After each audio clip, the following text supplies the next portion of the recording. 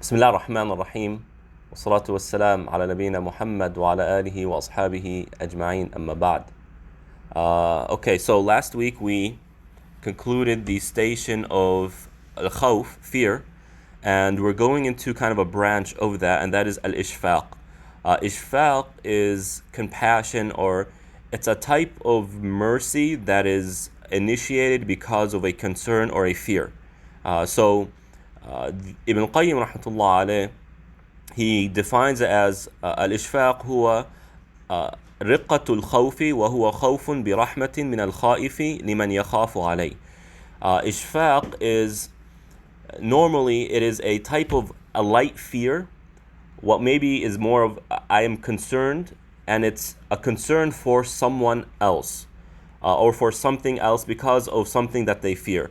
I am concerned for you, my child, that if you don't get good grades, right, it'll lead to a harder future for you. So that is a type of mercy that is initiated by concern or fear. And it's a lighter type of fear. It's not fear of the moment where, oh my God, this is a life or death situation. Rather, it's, this is something concerning and it needs to be dealt with. So that is ishfaq. And Allah subhanahu wa ta'ala does use the word in the Quran. In one verse, Allah subhanahu wa ta'ala says, الَّذِينَ يَخْشَوْنَ رَبَّهُمْ بِالْغَيْبِ وَهُمْ مِنَ السَّاعَةِ مُشْفِقُونَ. Those who have khushu' of their Lord in the unseen. And what this means is those who have khushu', they have that emotional awareness and consciousness of Allah subhanahu wa ta'ala, even though Allah is unseen to them. So Allah bil-ghayb, Allah is the one who is unseen, but despite the fact that Allah isn't perceived to them by their senses or directly by their senses, they still have that consciousness and awareness of Allah subhanahu wa ta'ala. وَهُمْ مِنَ السَّاعَةِ مُشْفِقُونَ. And they are concerned with the hour, or because of the hour. The hour is creating this ishfaq, this concern that is initiating a type of, it's initiating action. That because I am concerned with the day of judgment, I'm going to behave a certain way or do certain things. And in another verse, Allah subhanahu wa ta'ala says, وَأَقْبَلَ بَعْضُهُمْ عَلَى بَعْضٍ يَتَسَاءَلُونَ قَالُوا إِنَّا كُنَّا قَبْلُ فِي أَهْلِنَا مُشْفِقِينَ. And in paradise, the people of Jannah will turn to one another and they'll start asking each other questions. The conversation does occur in paradise. And we do remember our affairs in this life, and that's part of the beauty of the next life, that we remember our struggles, our mujahada, our jihad of this in this life, because that brings about a more enjoyable next life. We made our way, we worked hard to become people of paradise, and it is by the mercy of Allah subhanahu wa ta'ala that we attained that and obtained it. So we start asking each other, and part of the conversation is that we will say to each other, we had ishfaq in our lives. When we are with our families, we live with the feeling of ishfaq, concern, not only for the self but for one another, as Allah subhanahu wa ta'ala mentions in this verse, fi ahlina, amongst our family, we had ishfaq. So ishfaq is, I am concerned for my well-being in the next life, as well as the well-being of my family members in the next life. فَمَنَّ اللَّهُ عَلَيْنَا. So Allah subhanahu wa ta'ala, concluding the verse, or continuing the verse, فَمَنَّ اللَّهُ عَلَيْنَا وَوَقَانَا عَذَابَ السَّمُومِ. Allah subhanahu wa ta'ala had His minna on us, His favor. He bestowed His favor on us, which shows us that there's a connection between ishfaq, living by ishfaq, and receiving Allah's minna, Allah subhanahu wa ta'ala's favor. Because Allah being the most merciful, He knows what is in our hearts, and therefore He grants us and gives us based on those intentions and those feelings. So if they are positive, something that is getting us closer to Allah subhanahu wa ta'ala, then Allah honors those feelings. Abu Ismail al-Harawi rahimahullah ta'ala says, الإشفاق دوام الحذر مقرون بالترحم وهو على 3 درجات. الأولى إشفاق على النفس أن تجمح إلى العناد، وإشفاق على العمل يصير إلى الضياع، وإشفاق على الخليقة لمعرفة معاذيرها. Abu Ismail says that ishfaq is a persistence in our hadr. Hadr is like caution. a persistent in our caution that is also mixed with tarahum, mercy. So caution and mercy with come together. Meaning, to kind of give an example here, a child or a teenager, because of their lack of responsibilities, they're not responsible for other people, their lack of experience in life creates this type of heedlessness where their level of caution is really low. And at the same time, they don't have this mercy on the self. They will, you know what, I'm going to go do this absolutely ridiculous skating stunt because it's cool, right? Have mercy on yourself. It's not something that their mind processes yet. So when a person is cautious, they're also engaging mercy, having mercy on the self. I am cautious because I need to take care of myself. I am cautious with my budget because I need to take care of my family. I am cautious in what I eat because I need to take care of my body. And all that are signs of rahmah, mercy. This is all mercy on the self and on others. So it's having caution along with that mercy, the element of mercy. And there are three levels, as always. Ishfaqun ala nafsi and tajmaha ila al-inad. Having mercy on the self from becoming stubborn. Someone who is stubborn is someone who doesn't learn. Someone who is stubborn is someone who is not going to, their mind isn't going to develop, their personality isn't going to develop, they're not going to change their ways. And someone who is stubborn is someone who will kind of dig for themselves a hole that with time becomes harder and harder to get out of. And if that hole is something that is impairing their ability to worship Allah, to engage Allah, to have a relationship with Allah subhanahu wa ta'ala, then that's quite harmful. So the individual has mercy on the self by removing those attributes of stubbornness. They realize that being stubborn is actually going to harm my relationship with Allah. And remember, we are on a path to Allah. That's the point here, the point of the book. So by having mercy on ourselves, we are forcing ourselves not to be stubborn, to learn, to take the advice of other people. And Umar radiallahu anhu says, Rahimallahu mri'in arafa qadra nafsi. May Allah have mercy on a person who knows their true self, who knows their true capabilities. Sometimes we look at ourselves as I'm the best person and I'm the model for everyone to be like. Right? We always want to look at ourselves that way because that brings about a type of comfort for the self, and we don't like feeling lesser than other people. But this is something that we have to really overcome, and this supplication saying, may Allah have mercy on a person who knows their true self, right? Who's able to look at themselves for who they truly are, because such a person will understand where the voids are and will work towards filling those gaps and filling those incompletions and improving the personality. So making sure we work against our stubbornness, and that is part of mercy. Also, ishfaqun ala al-amali an yasira ila daya. Having ishfaq, concern and compassion to one's own actions, so that it doesn't go wasted or doesn't become wasted. Meaning, when we do actions, we do our salah, we give our zakah, we give charity. Part of being compassionate to the self is realizing that even though we did something, we're not guaranteed the reward. And therefore, we must continue to do that which preserves the reward and the acceptance that Allah subhanahu wa ta'ala promises. So just because someone gave charity does not guarantee them the reward in the next life.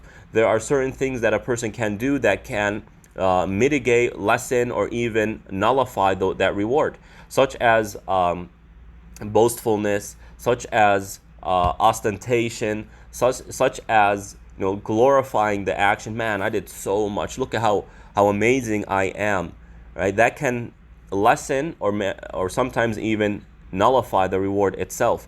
And Allah subhanahu wa ta'ala says, وَقَدِمْنَا إِلَى مَا عَمِلُوا مِنْ عَمِلٍ فَجَعَلْنَاهُ هَبَاءً مَنْثُورًا. And we present to some people on the Day of Judgment, we'll present to them what their actions, what they did. And Allah subhanahu wa ta'ala will turn it into haba'an manthura, dust, that there's nothing to benefit from. Now imagine having a mountain of good deeds. And the Prophet ﷺ does give an example of this. Someone has a mountain of good deeds, but because they backbited against someone, they slandered someone else, they spoke ill about someone else, they were unjust to some other person, all the reward becomes lessened and less and mitigated until it becomes nullified. It's, imagine a pile of good deeds, a mountain of good deeds that it's turned into dust. So imagine a mountain that's turned into dust. That's a lot of dust. But if you try grabbing that dust, gathering it back, you're not going to get anything. So we're not guaranteed that action. Also, we're not guaranteed to continue to do that good deed, to continue to stay and be on the straight path, to live the life of the straight path. Just because now we're praying 5 times a day, we're giving zakah, we're doing what we need to do, or we're staying away from sins, just because that is our situation now, does not mean that will always be our situation. Desires can enter our heart. Misguidance can enter our heart. Misconceptions can enter our heart. Boredom can enter our heart. Right? We sometimes get bored of what we're doing. We get bored of the same routine. And sometimes that's overpowering. So we need to be aware of that. Likewise, sins. No one is a perfect person. And sometimes, you can imagine our obedience can be this wide sometimes, and other times it shrinks. And when it shrinks, it gives room for more sins to occur. This is how our situation is. But sometimes, it could be that the sins become more and more overpowering to where it becomes more and more difficult to extend or expand on our good deeds. So we need to be aware of that. And just because we're doing a good deed now does not mean we'll always be doing it later on. For some people, they're praying tahajjud at night. Allah has blessed them with that. That doesn't mean they're guaranteed to always be doing that. So we need to have ishfaq on the self, compassion towards the self, that mercy towards the self, to continue doing what we do so that our actions don't go to waste.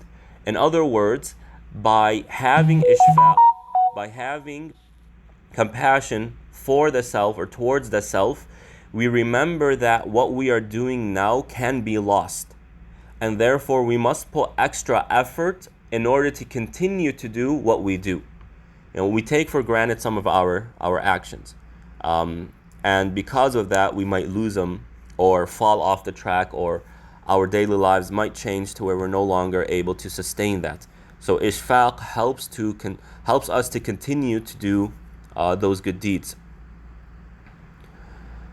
Also, Allah subhanahu wa ta'ala says, أَيَوَدُّ أَحَدُكُمْ أَن تَكُونَ لَهُ جَنَّةٌ مِّن نَخِيلٍ وَأَعْنَابٍ تَجْرِي مِن تَحْتِهَا الْأَنْهَارُ له فيها من كل الثمرات وأصابه الكبر وله ذرية ضعفاء فأصابها إعصار فيه نار فاحترقت. Allah subhanahu wa ta'ala in Surah Al-Baqarah gives an example of someone who has a garden, and their garden is very rich. It's rich in its produce, it's rich in its trees and its sustenance. It has rivers and creeks that are sustaining that garden, so the person doesn't need to put extra effort or spend extra money to water and irrigate the land.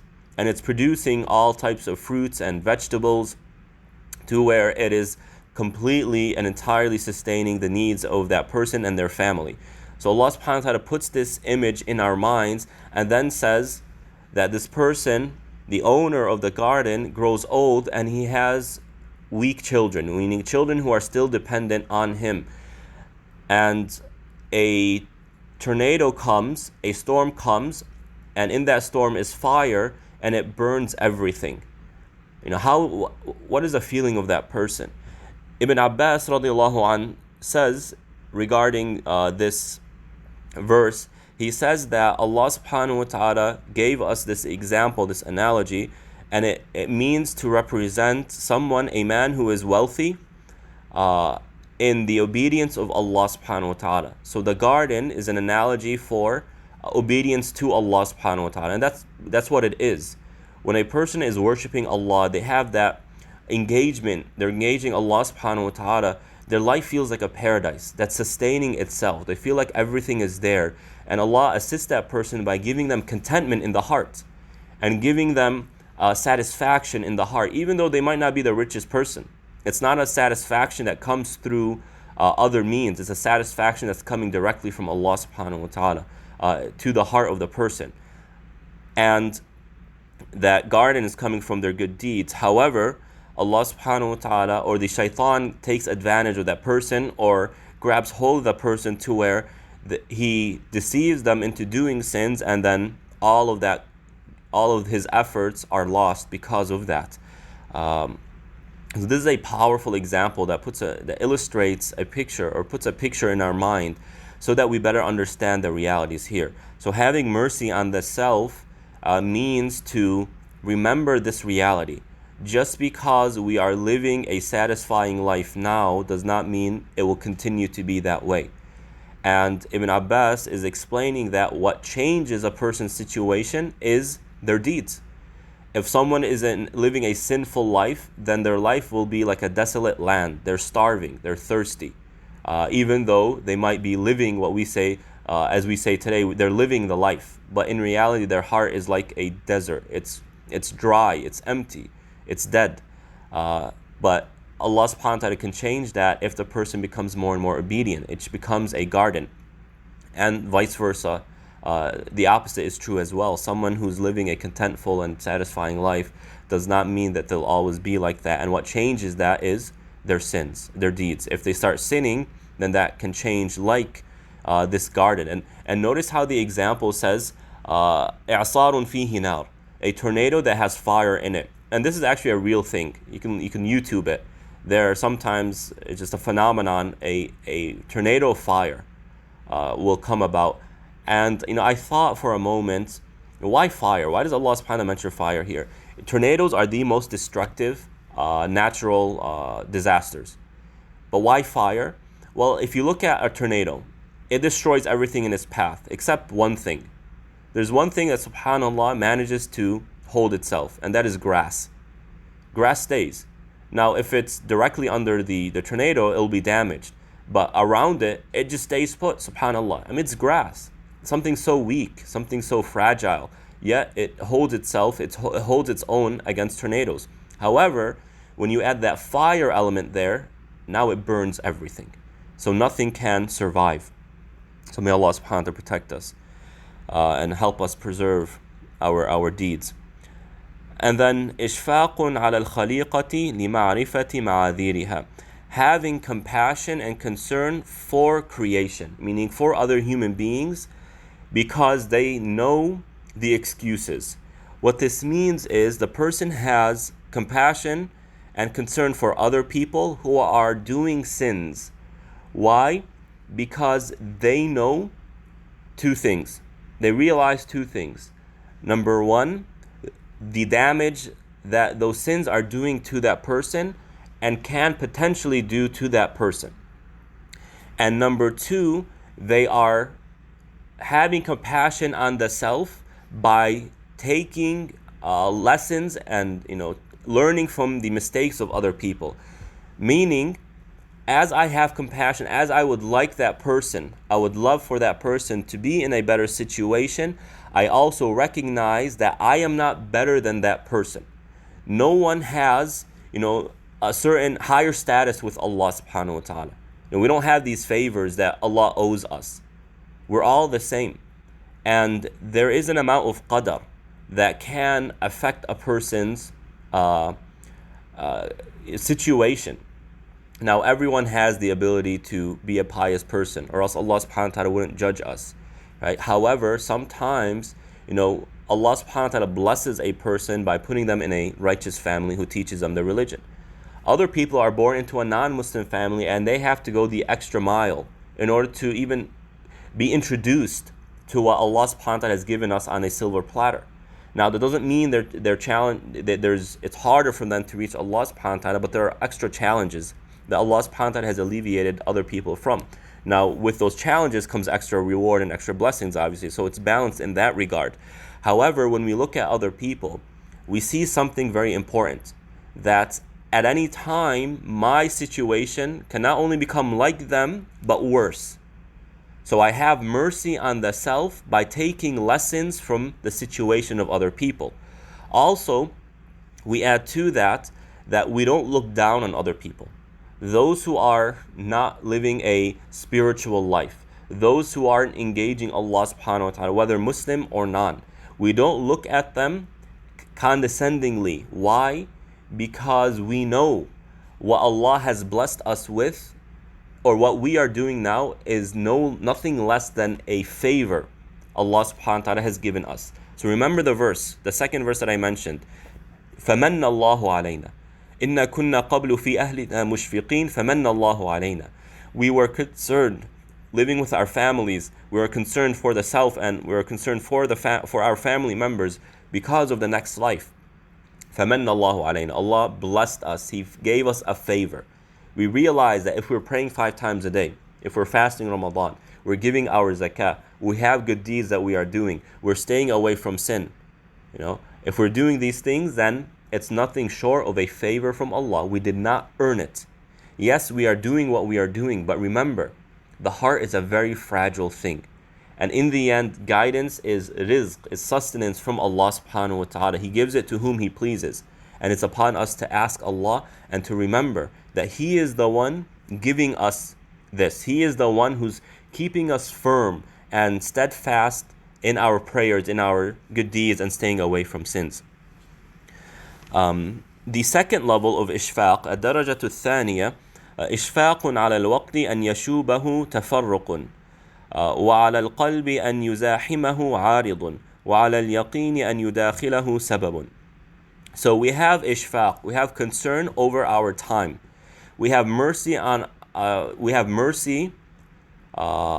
ourselves in the time, in the time that Allah subhanahu wa ta'ala has given us, and we are concerned with our time being wasted on things that bars us from Allah subhanahu wa ta'ala, or separates us from Allah subhanahu wa ta'ala. Time, in the Arabic language, there is a saying, al-waqtu kas-sayf, in lam taqta'hu qata'ak. Time is like a sword. If you don't cut it, it will cut you.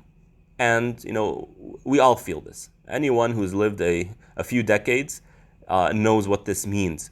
Time goes by very, very quickly. And it seems like the older a person gets, the faster time goes by. So, and time doesn't come and go. Time only goes. If it goes by, we've lost it forever. That's unlike money. Money comes and money goes. Money that is lost can be replaced. Money that we have can be used. But time is unique in that regard, and therefore it is the most valuable possession, or not even a possession, it's the most valuable element of our lives, and we need to take advantage of it, because every second matters. And just to kind of refresh our minds over things I believe we spoke about before, what we can do in 1 second is a lot.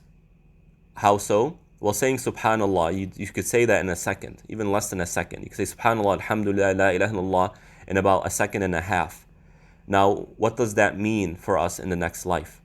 What does the phrase subhanallah do for us in the next life? How much reward does it give us in the next life? A tree in paradise that is enormous, provides us with fruit, provides us with beauty, something beautiful to look at, and that lasts for an eternity.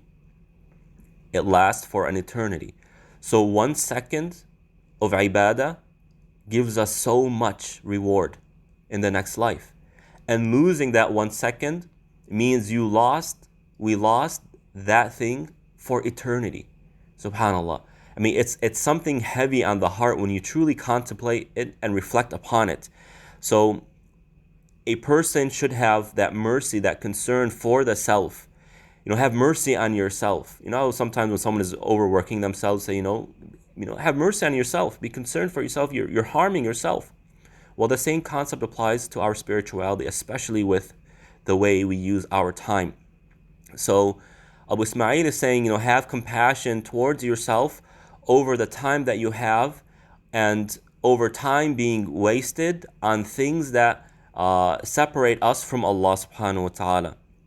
and have mercy on your heart from something coming and taking it away, or something posing a challenge to it, meaning posing a challenge to its relationship with Allah subhanahu wa ta'ala. And I'll give a simple example that is a test for all of us. There's a hadith in which the Prophet ﷺ says that a time will come where a fitna will enter the homes of every single person. And some scholars say it's TV. And you could probably say internet, maybe even smartphones. And it all revolves around the same thing. Technology is truly taking us away. It's said that studies show that when a person gets a like or a subscribe on YouTube or Facebook, the brain releases dopamine. And dopamine is released when a person feels a feeling of happiness, I think, if I'm not mistaken. A feeling of what? Dopamine releases something in the brain that it kind of gives us a type of satisfaction to the heart, or to the mind, to the body. So we become addicted to these things. We become addicted to the smartphone. And, for example, WhatsApp. Some of us maybe get a lot of messages from WhatsApp, especially when in time of coronavirus and whatnot. And it really challenges the heart. It captures the heart. And it stresses the heart out, but it also moves them or takes them away from remembrance of Allah subhanahu wa ta'ala. Our heart can only focus on so many things. The more we multitask, the more stress it puts on our minds and our hearts, and the more it causes us to fall into fatigue. And the more fatigued we are, the less we're able to engage Allah subhanahu wa ta'ala and worship Him and remember Allah subhanahu wa ta'ala. So we should have mercy on ourselves in the way we use technology. The next time we open the TV, remember that yes, this is relaxing my mind and my body, but at the same time, it is challenging. It is posing a challenge, or it's creating a rival in our hearts that will rival our remembrance of Allah subhanahu wa ta'ala. And then وَعَلَى الْيَقِينِ أَنْ يُدَاخِلَهُ سَبَبٌ. This is important that we take for granted. And have mercy on our certainty, our certitude, meaning that Islam is the truth, that we need to worship Allah, our certitude in the next life. Have compassion on that feeling from something else coming in and challenging that certitude. Look, a person seeks knowledge, and the more knowledge that they have, the more certain they become of Islam. But the fact of the matter is, Allah subhanahu wa ta'ala says, وَمَا أُوتِيتُ مِنَ الْعِلْمِ إِلَّا قَلِيلًا. And you have not been given knowledge except a little. We've only been given little knowledge. And therefore, we're all fragile in this regard. Even the most pious of people, and even the most knowledgeable of scholars, no one is fortified, no one is invulnerable.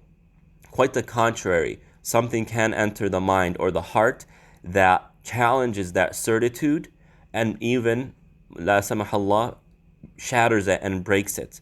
Look, for example, when the story of Musa and Khadr.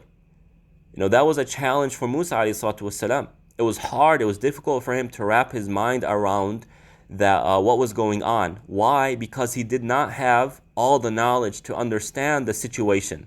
But when he got the knowledge, it became understandable. He understood the reason why, and it brought back that certitude. But seeing it posed a challenge to him. He was unable to be patient. Alayhi salatu wassalam. So none of us is invulnerable. No one is invulnerable.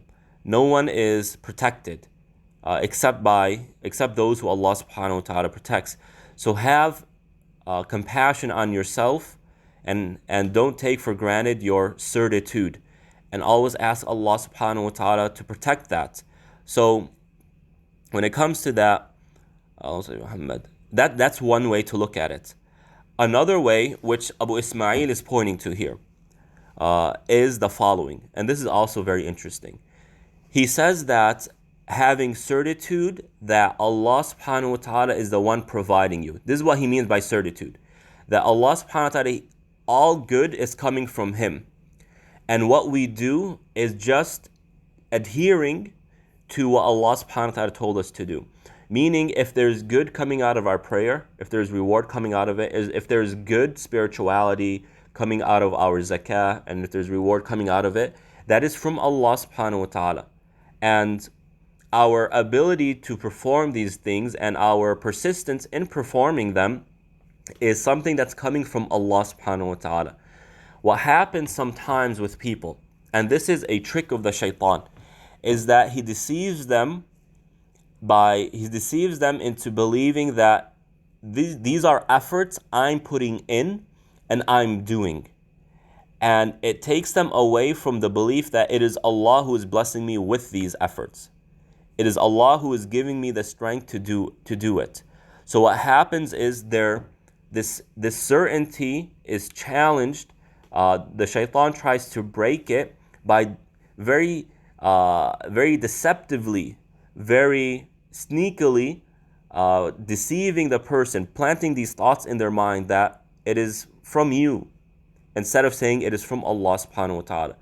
And perhaps a clearer example, or a more common example, is wealth. How do you get money? You got to go work. Okay, so if someone has a bank account and they have some money in that bank account, they look at it as if this is the money I earned, and not this is what Allah subhanahu wa ta'ala has provided me. Now, yes, we live in a reality. We live in a world that works and functions in a certain way. If we are able to understand that, we are able to use that in a way that's beneficial to us. However, right, in the end, we need to remember that Allah subhanahu wa ta'ala is the one allowing it to work that way. And just because, walking, or just because drinking water quenches thirst, right, that's the system. We need to remember that Allah subhanahu wa ta'ala is giving water that ability, right, to quench the thirst. And Allah subhanahu wa ta'ala is also capable of removing that ability from the water or from the body. He can make the body sick in a way that the water no longer quenches the thirst. He can do that. So having the certainty that all good is coming from Allah subhanahu wa ta'ala, any wealth that we have, any good that we see in our lives, any comfort that we feel, any good deeds that we are doing, Allah subhanahu wa ta'ala is the sabab. And what happens then, if we view the world from this framework, that good is coming from Allah, He is the source of that good, and what we do is just obedience to Allah, the means that we take in order to reach it, just obedience to Allah subhanahu wa ta'ala, what this does is something very important to our relationship with Allah subhanahu wa ta'ala. And that is, it helps build that connection to Allah, that need for Allah. If the wealth that I have in my bank account is from Allah, therefore every time I go to work for sustenance, I remember Allah is the one providing me with that, He is the source of that, and therefore I connect my heart to Him rather than the means that I am taking. And what that does is it brings a type of comfort and contentment to the individual, that if it works, alhamdulillah, right? Allah blessed me with something. If it doesn't work, then alhamdulillah, Allah subhanahu wa ta'ala, He didn't allow it to happen, and Allah subhanahu wa ta'ala doesn't allow things to happen because of a mercy or a wisdom that He knows of that I don't know of. So the more we're able to view the world from this framework, the more it connects our heart directly to Allah subhanahu wa ta'ala. And then the third level, الدرجة الثالثة, إشفاق, right. And also another thing to point to the certitude is that it brings comfort to our heart. It brings tuma'nina. It brings tranquility to our heart that the world around us is in the hands of Allah subhanahu wa ta'ala, not the hands of the creation. Because man, if it's in the hands of creation, then that's not going to be good. Because as the Prophet ﷺ says, a human being, if they have a valley of gold, they'll wish for a second one. And we see this today in corporations, these multi-billion-dollar corporations, and their battle to become the monopoly of the country and sway all all of American law to favor them and whatnot.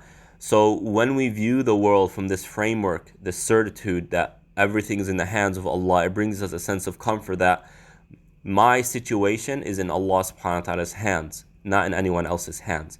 And that brings so much freedom to the mind and the heart that I don't have to conform to you and your rules in order to sustain myself. Rather, I conform to the rules of Allah subhanahu wa ta'ala in order to sustain myself. And then number 3, الدرجة الثالثة إشفاق يصون سعيه عن العجب ويكف صاحبه عن مخاصمة الخلق ويحمل المريد على حفظ الجد. The third level is having concern, having ishfaq, that preserves the person's pursuit from the pursuit to Allah subhanahu wa ta'ala from ujub. From ujub in the English language, it's when the person looks at themselves in a way that, they are pleased with themselves. And not contentment, they're not content, right? It's a type of man. It's a type of showing off that's limited to the self.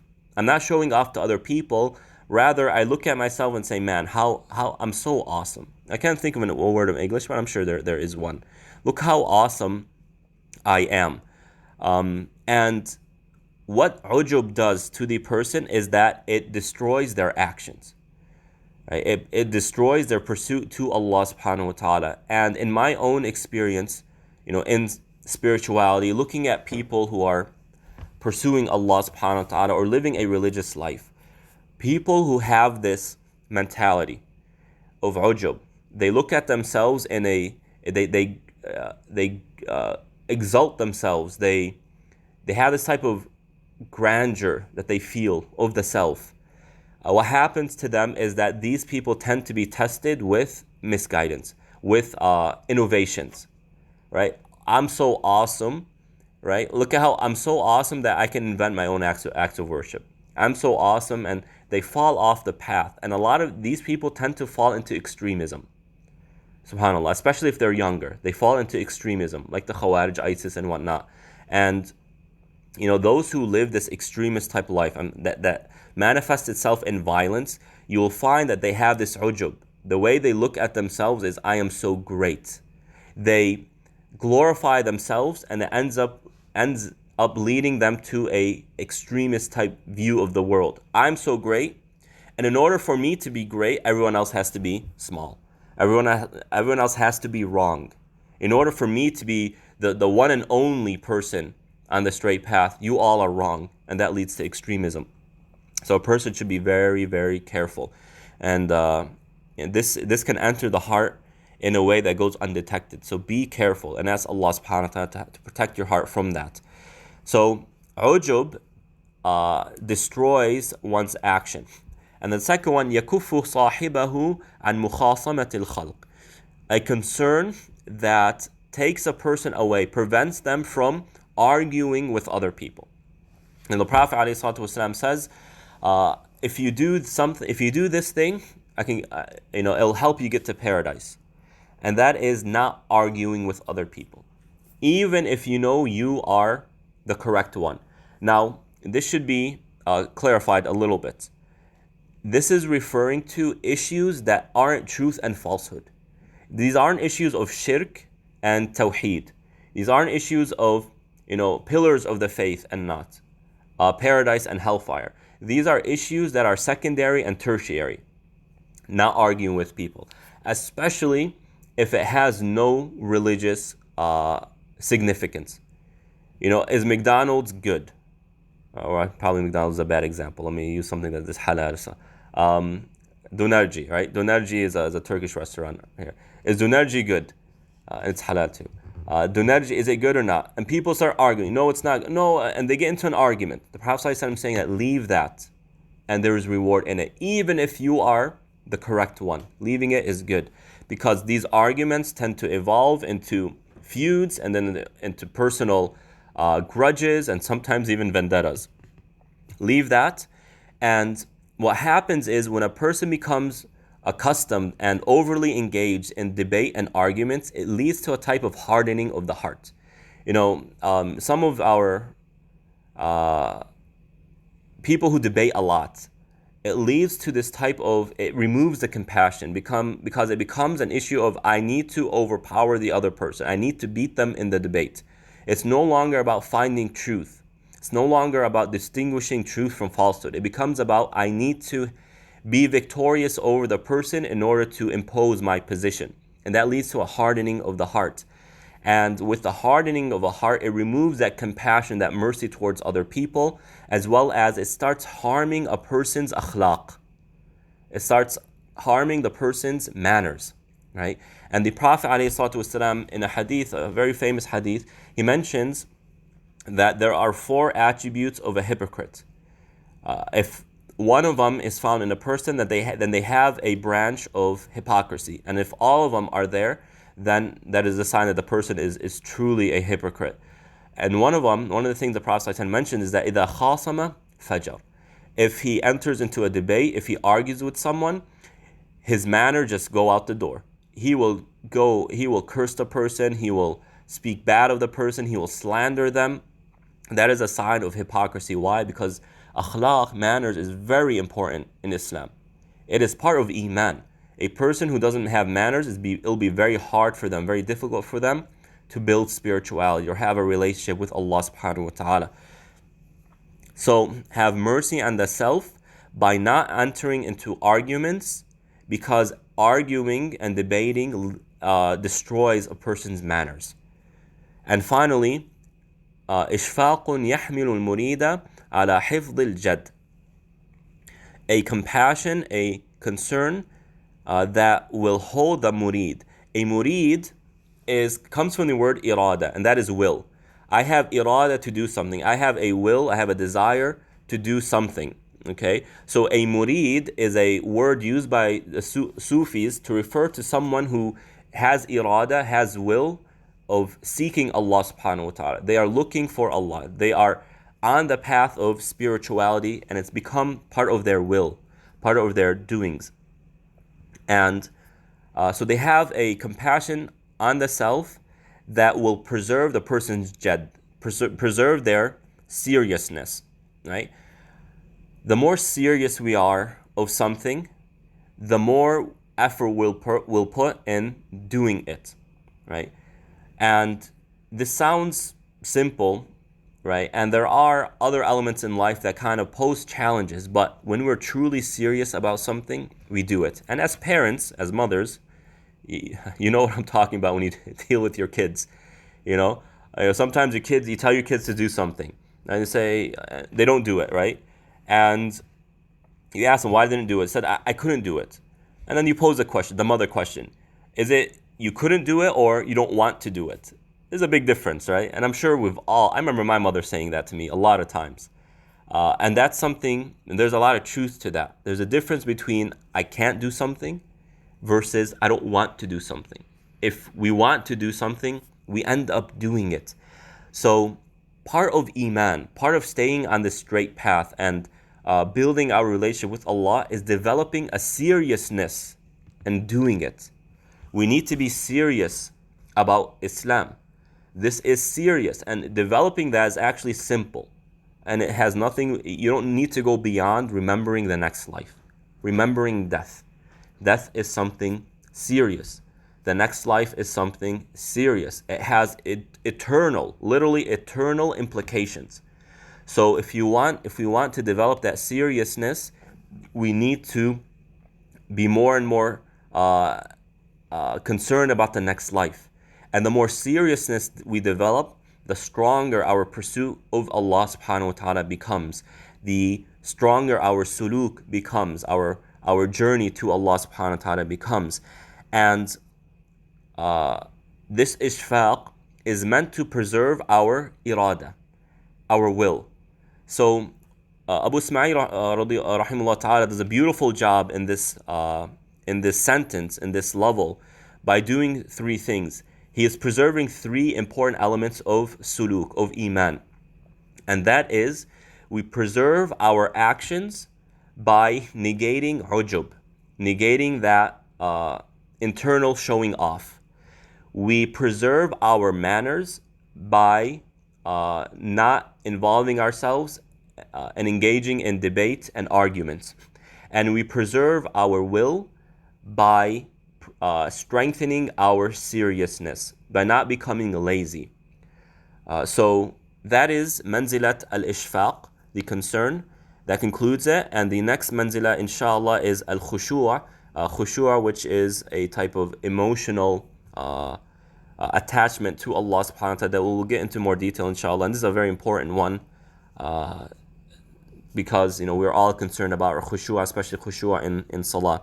So we'll conclude with that, and we ask Allah subhanahu wa ta'ala to help us develop our ishfaq, our concern and compassion to the self. Have mercy. We need to have mercy on ourselves so that we continue to pursue our Allah subhanahu wa ta'ala's favor and our relationship with Allah subhanahu wa ta'ala. Wa sallallahu ala nabiyyina Muhammad wa ala alihi wa ashabihi ajma'in.